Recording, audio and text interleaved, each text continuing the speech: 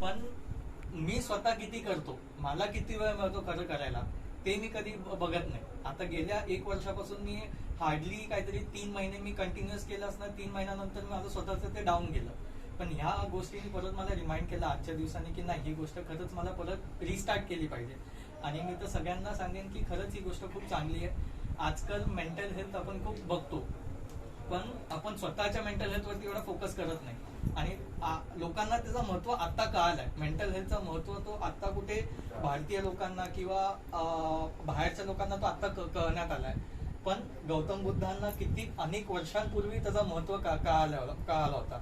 आपल्या मेंदूची शक्ती प्लस आपली मेंदू आणि माइंड आणि बॉडी कनेक्शन कसं ठेवायचं हे त्यांना अगोदर कळालं होतं. सो त्यासाठी ही खूप छान प्रॅक्टिस आहे. आणि त्यात जे आपण बौद्ध रहिवासी संघाच्या वतीने आपण जे हे वर्षावर्षाचे कार्यक्रम ठेवतो, जेणेकरून आपले घराचं एन्व्हायरमेंट एक चांगलं पॉझिटिव्ह राहिलं पाहिजे.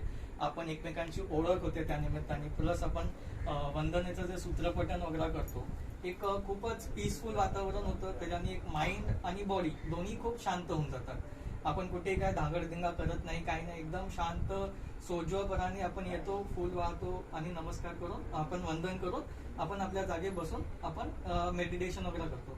आणि त्यात आपले बौद्ध रहिवासी संघाचे मंडळी तर आहेतच.